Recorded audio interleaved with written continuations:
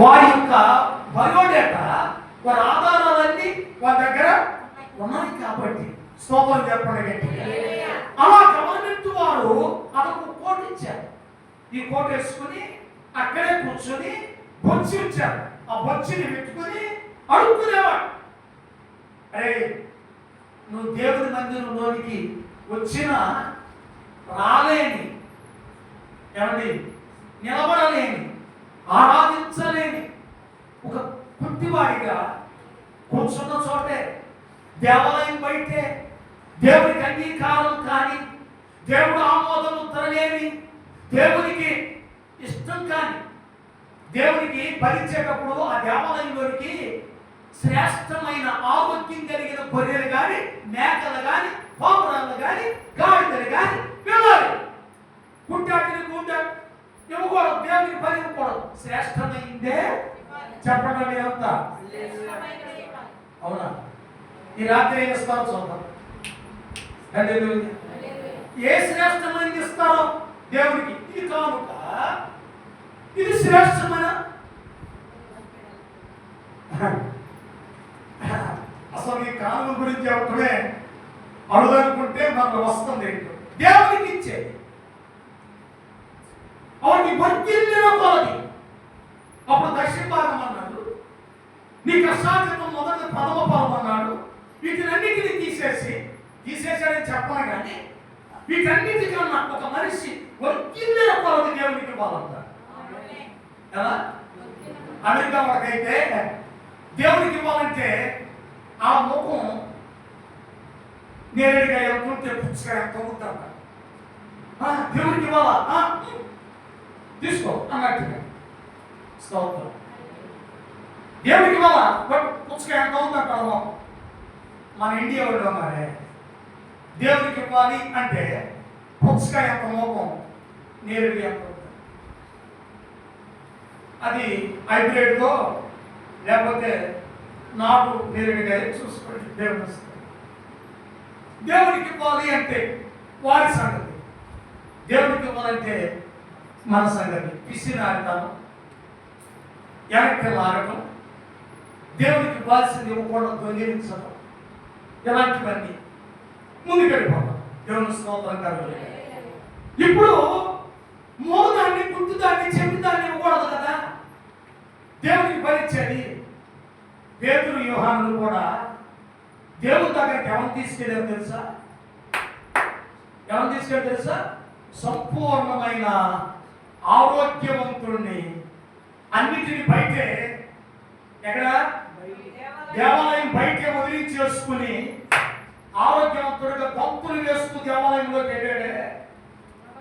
అలాంటి బలం కలిగిన వ్యక్తిని, బలం పొందిన వ్యక్తిని, ఆ దుర్బలమైనటువంటి వ్యక్తిని ధన్యుని చేసి, గనుడుగా, భాగ్యవంతునిగా చేసి దేవుని ఎదుట నిలబెట్టిన పేతురు యోహానుల చేత దేవుడు అద్భుతాన్ని చేయించాడు. హల్లెలూయా.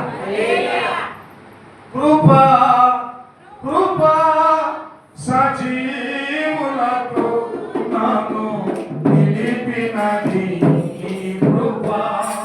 కృపా కృపా సజీవులతో నాను నిలిపినది కృపా. నా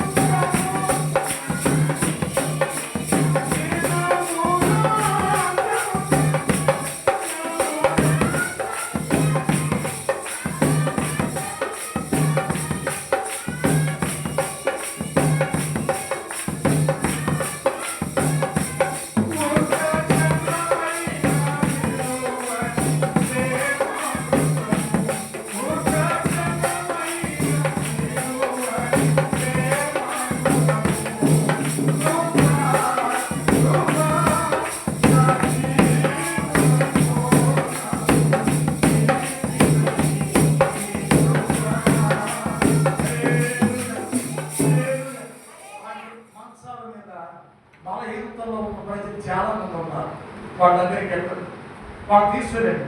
జనులు తమ వారిని, అంటే బాగున్నవాడు బాగా లేని వారిని.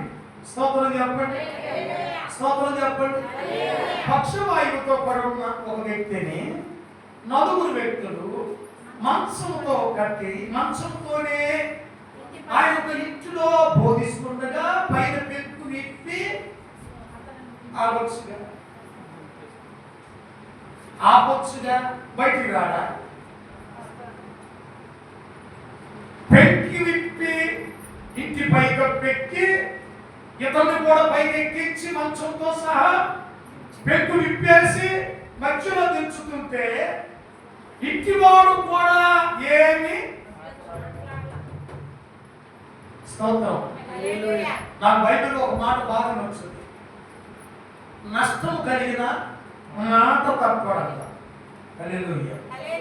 నష్టం కలిగిన అలాంటి వాడే దేవుని గుడారంలో ఆయన పరిశుద్ధ పర్వతం మీద అతిథి అంట. ఎవడు వాడు? అతిథి. దేవుడే లేచి నిలబడి ఆ వ్యక్తికి పరిచయం చేస్తే అతిథి. అన్న మంచి దగ్గర కూర్చోం కదా, కుర్చీ అయినా మంచం అయినా పక్క అయినా ఏ తింటావు, నీకేం ఇష్టం, నీకేం కావాలి అని అడిగే దేవుడి దగ్గరే ఒక అతిథిగా వెళ్ళే వ్యక్తి ఎవరో తెలుసా? నష్టము కలిగిన మాట తప్పని వ్యక్తి. దేవుని స్తోత్రం.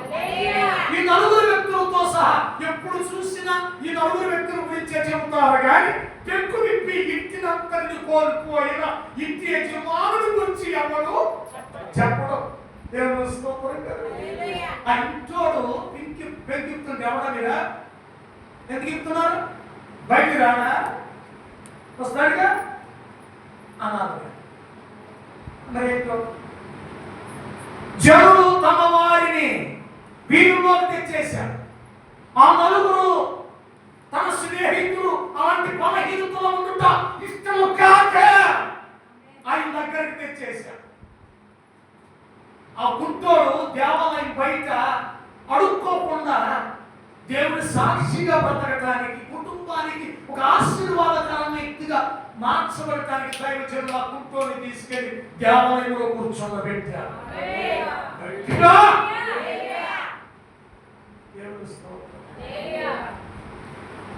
ఇంటి యజమానుడు పెక్కు విప్పుతుంటే కూడా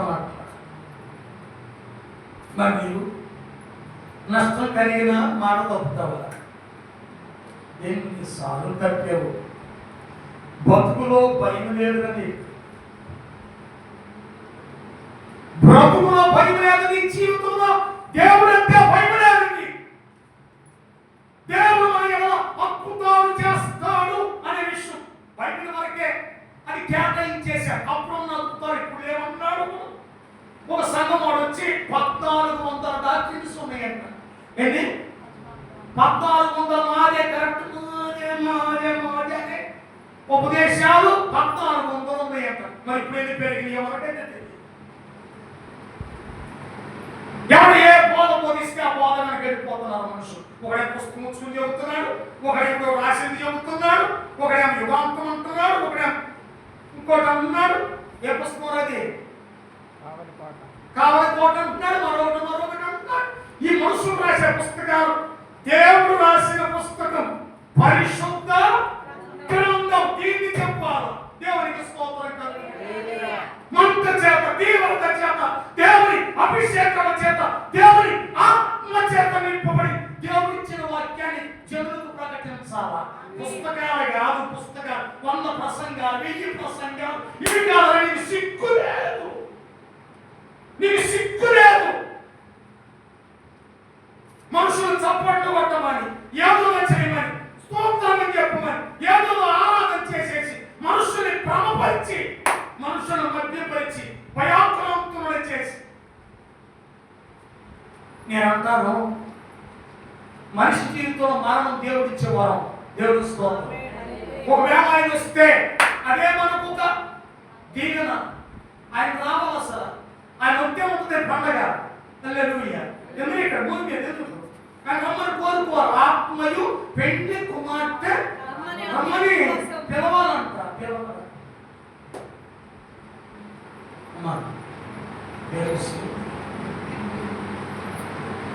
హల్లెలూయా.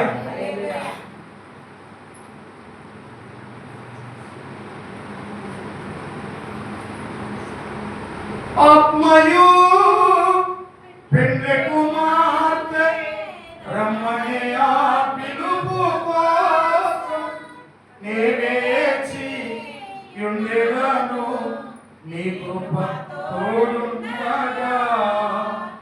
నా స్వాస్యం అయిన పరలోకము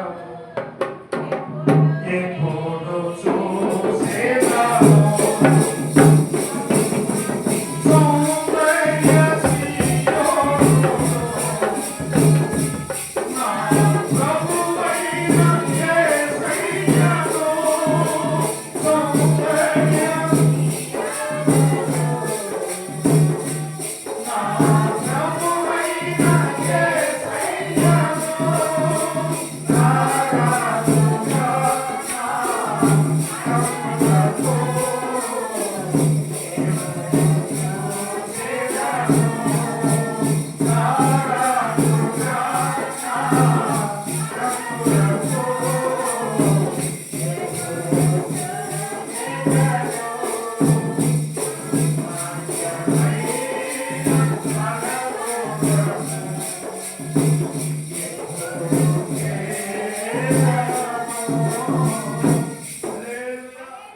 దేవునికి స్తోత్రం కలుగును గాక.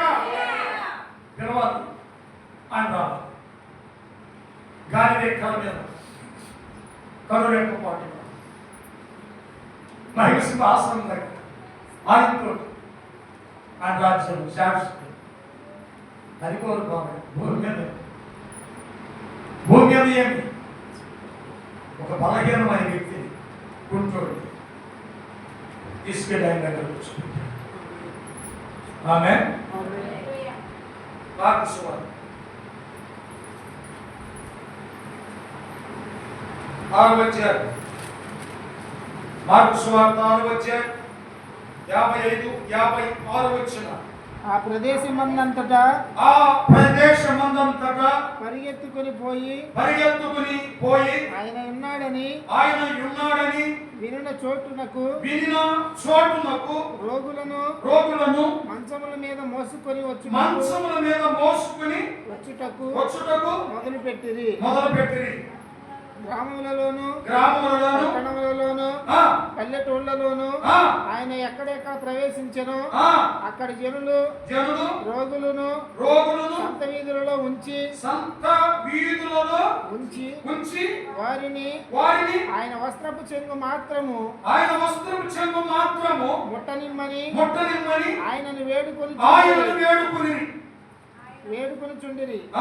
ఆయనను ముట్టిన వారందరూ స్వస్థత.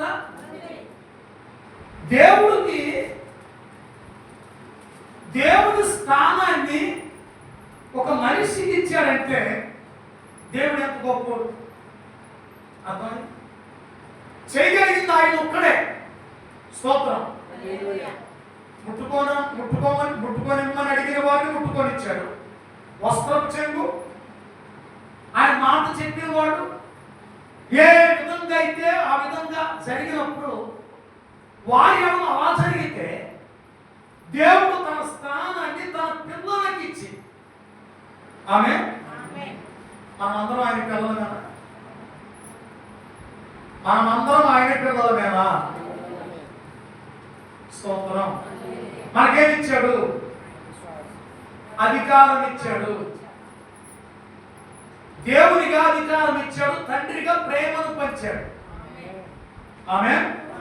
ఆయన ఏమైతే చేశాడో వాటికి ఉన్న గొప్ప కార్యాలు చేస్తారని చెబితే ఆయన దగ్గరకు మంచాల మీద పరుపుల మీద రోగగ్రస్తులైన వాడు ఆయన దగ్గరికి తీసుకొచ్చి ముట్టుకోనిచ్చిన వాడు ఆయన మాట పలికితే విడిపించబడిన వారు కొన్ని వందల వేల పట్టణాలు గ్రామాలు పల్లెటూరులో నుండి వచ్చిన వారందరూ విడుదల పొంది స్వస్థత పొందితే అదే పేతురు వెళుతుండగా అతన్ని నీడ పడితే చాలనుకుని రోగగ్రస్తులైన వారు దయ్యముల చేత పీడించబడుతున్న వారి వీధుల్లోకి వచ్చి పరుపుల మీద పడుంటే మంచాలన్నీ వీధుల్లోకి వచ్చేస్తే ఆమె ఆడు మంచం మీద నుండి లేచిన తర్వాత నీడబడి లేచిన తర్వాత అదే మంచంలో మరి పడుకుంటానికి ఇష్టపడతారా?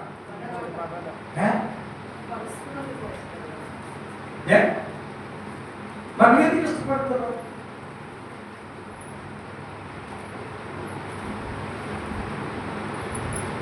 ఎందుకు?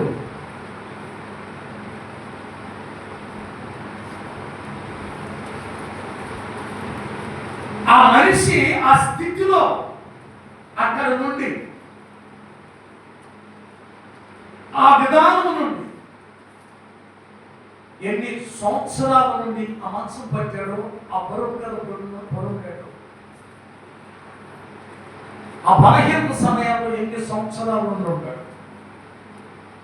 ఆ వ్యక్తి అక్కడ నుండి లేచిన తర్వాత మళ్ళీ అక్కడ కొడుకోవడానికి ఇష్టపడతాడు. పాపాన్ని విడిచిపెట్టిన తర్వాత, లోకాన్ని విడిచిపెట్టిన తర్వాత మనం కాదనుకోండి మళ్ళా తిరిగి దాని వైపు చూడటానికి వీలేదు. దానికి మనం రుణస్థులము. దేవుని స్తోత్రం. ఎవరికైనా మనం ఎవరికైనా చేశాడురా నీ తండ్రి చేశాడు పీడి సుందరరావు గారికి అని అడిగినట్టు నీ తండ్రి నేను ఎవరికన్నాడురా అంటే నీ ఎక్కడికి ఎవరికన్నాడు? నేను పోషించడం ఆయనకేమన్నా స్తోత్రం. అన్ని ద్వారాలు మూసుకుపోతే కూడా కరోనా సమయంలో 2 సంవత్సరాలు పోషించాడు. మీకు తెలియట్లా? హల్లెలూయా. ఏదో ఒక దిక్కు నుండి సహాయం మాకు వస్తుంది. ఆమేన్. హల్లెలూయా. స్తోత్రం. ఆయన తండ్రి, ఆయన యజమానుడు, ఆయన చేతులు ఖర్చు, ఆయన కుప్పిని విప్పగల ప్రతి జీవి ఆయన పెట్టింది తిని తృప్తి పడుతున్నాడు. ఆ జీవుల్లో మానవ జీవి, మాట్లాడగలిగే జీవి, దేవుడికి ఏదైతే ఎదురు తిరిగి ఎందుకు ఇచ్చావని అడిగే జీవి కూడా వారిలో మనం ఉన్నాం. స్తోత్రం. ఎందుకన్నా పెట్టలేని వాడిని ఎందుకన్నా అడిగాడు అప్పుడు. నన్ను ఎందుకన్నా అడుగుతున్నా. స్తోత్రం. నీ సింహాసనం ఇవ్వనోడివి ఎంతమంది పిల్లలకి ఎంతమెందుకు ఒకరిని కానీ ఊరుకోపోయా అన్నాడు అబ్షాలోము దావీదుని. నన్ను ఒక్కడనే కన్నా లేకపోతే ఒక్కడే కన్నా ఆడించలే. నన్ను ఎందుకు కన్నా? నాకు ఇవ్వకపోతే నేను చంపుతా. తండ్రికి దావీదు స్థానంలో దేవుడు ఉంటే, అబ్షాలోము స్థానంలో మనం ఉంటే మన పొగరెక్కిన మన వెంట్రుకలు బొమ్మల్లో చెక్కబడతాయి. మనం ఏలాడతాం. మన శత్రువు మన తల ఎగ్గొస్తాడంతే మరణం చూడాల్సి వస్తుంది. శ్రద్ధాంజలి. దేవుని స్తోత్రం. అట్లా జరుగుతుంది. నీ తండ్రి నిన్ను ఎంతగా ఉపేక్షిస్తున్నాడు, నిన్ను ఎంతగా ఓర్చుకుంటున్నాడు, నీ ఎడల ఎంత కరుణగా ఎంత ప్రేమగా చూస్తున్నాడు. హల్లెలూయా. హలో, 2 చేతులెత్తి దేవుని స్తోత్రం హల్లెలూయా. దేవునికి స్తోత్రము గానము చేయుటయే మంచిది మన సంసారము.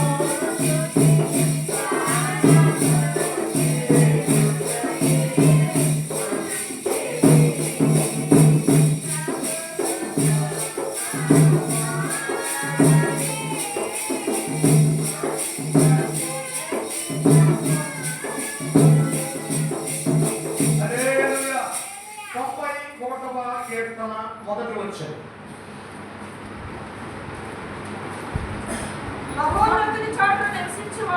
మహోన్నతుని చాటున నివసించువాడే సర్వశక్తుని నీడను విశ్రమించువాడు. దేవునికి స్తోత్రం. సర్వశక్తుని ఇంకోసారి చదవండి. మహోన్నతుని చాటున నివసించువాడే సర్వశక్తుని నీడను కింద చాలా విషయాలు ఉన్నాయి. మనం ఆ బయోడేటా మొత్తం 91 కీర్తన మొత్తం చదువుకుంటూ వస్తే ఎన్నో కొన్ని వందల మెసేజ్లు కూడా ఉంటాయి. దాంట్లో చాలా విషయాలు ఉన్నాయి. మనము దేవుణ్ణే నీడగా కలిగి ఆయన నీడను మనం విశ్రమించేవారిగా దేవుని కృప కొరకు మనం వేడుకోవాలి. దేవుని స్తోత్రం కలుగు. ఆమేన్ ఆమేన్. కొందరైతే చూద్దాం. యెషయా ప్రవచన గ్రంథం 30వ అధ్యాయం 3వ వచనం. యెషయా 30వ అధ్యాయం 3వ వచనం. ఫరో వలన కలుగు బలము మీకు అవమానకరమును ఐగుప్తు నీడను శరణ జొచ్చుట వలన సిగ్గు. ఇక్కడ ఏమని మాట్లాడుతున్నాడు దేవుడు?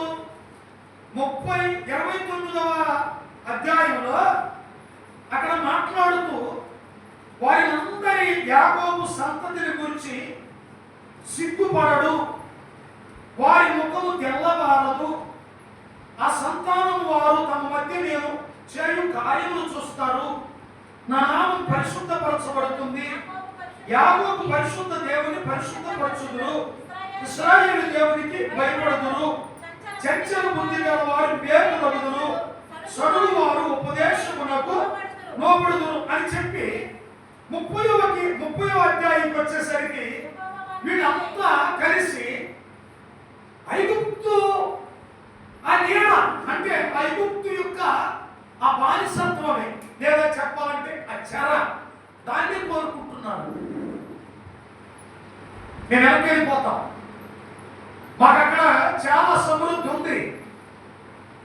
మేము ఈ కాయగూరలు లేదా ఈ యొక్క మన్న మేము ఏం తింటాం?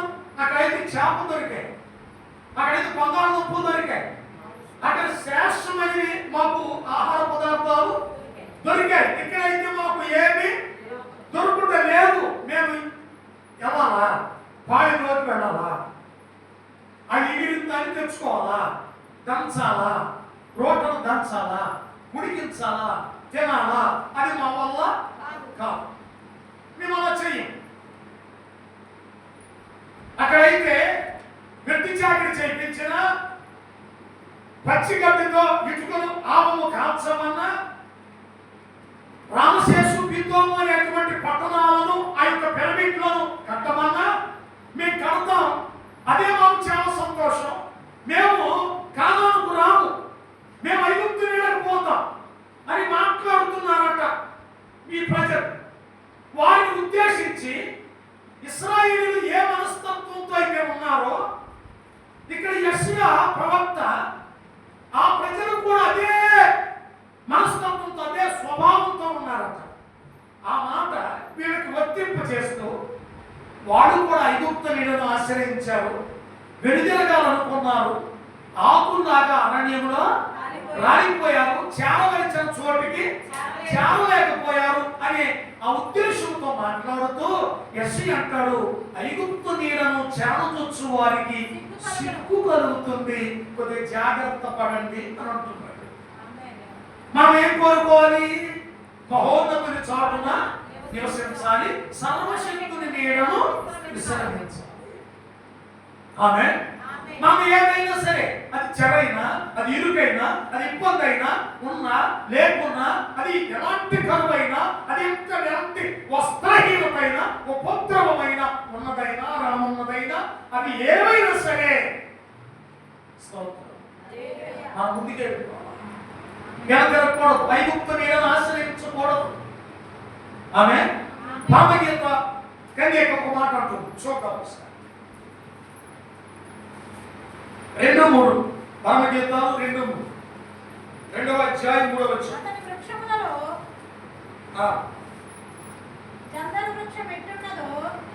అడవి వృక్షములలో జందరు వృక్షం ఎట్లున్నదో పురుషులలో నా ప్రియుడు అట్లున్నాడు. ఆనందభరితుడై నేను అతని కూర్చుంటిని అతని ఫలము నా జిహ్వకు.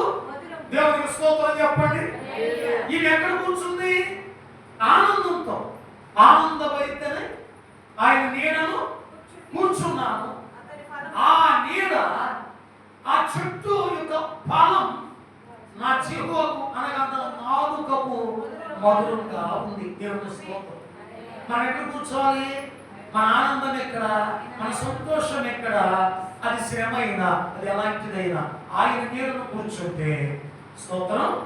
ఆయన ఇచ్చే ఫలాలు, ఆయన ఇచ్చే బహుమానం, ఆయన ఇచ్చే ఆశీర్వాదం మనకు, మన జీవకు, మన జీవితానికి, మన ఆత్మీయమైనటువంటి విధానానికి మధురాతి. ఆమేన్. హల్లెలూయా.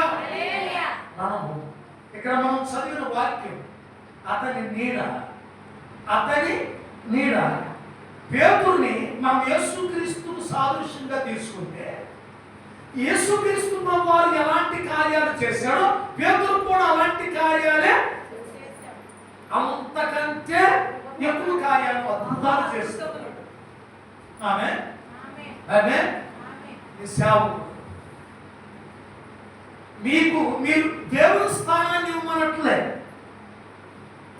నీ సేవకునికి దేవుని స్థానాన్ని ఇవ్వమనట్లే. దేవుడు తన స్థానాన్ని నీ సేవకునికి ఇచ్చాడు, అభిషేకంతో నింపాడు. ఆమేన్.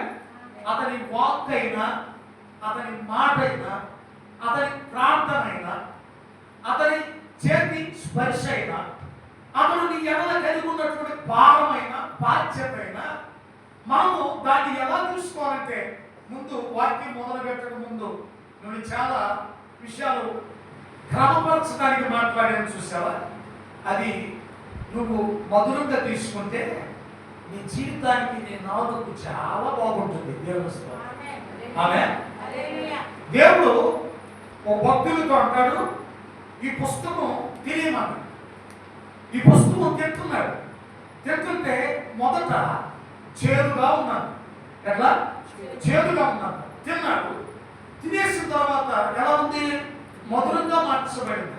చేదు మధురం. ఆమె చెప్పండి. డాక్టర్ గారి దగ్గరికి వెళ్ళగానే ఏం చేస్తాడు? ఎప్పిదేవడా అది పెట్టిన తర్వాత, అది శరీరంలోకి వెళ్ళిన తర్వాత ఏమవుతుంది? ఆరోగ్యంగా చెప్పండి.